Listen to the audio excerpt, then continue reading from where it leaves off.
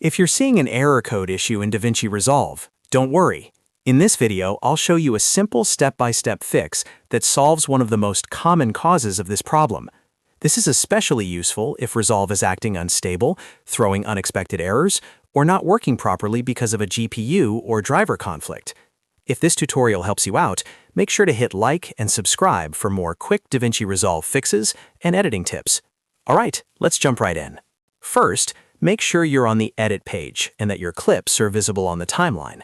This gives you a good starting point, so you know Resolve is loaded normally, and the issue is related to settings, not just a missing project file or timeline problem.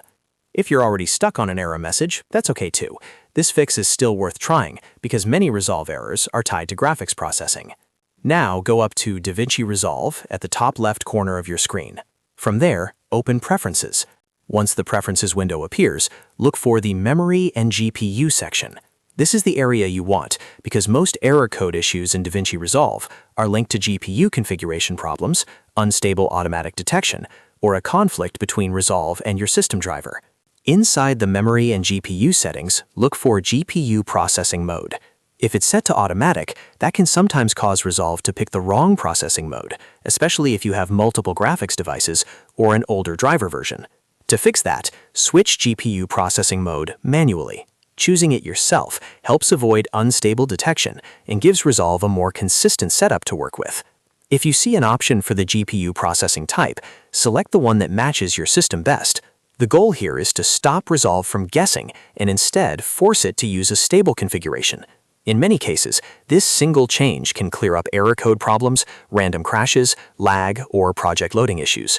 If you're not sure which option is best, start with the one recommended for your hardware, then test the result after restarting.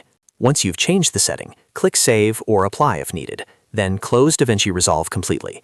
This part is important because the new GPU setting usually won't fully take effect until the program is restarted.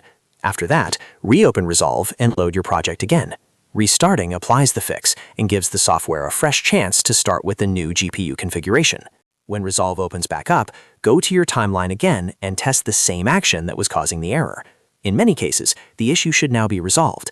If the error was caused by a driver conflict or a bad automatic GPU setting, changing the processing mode manually can make a big difference right away.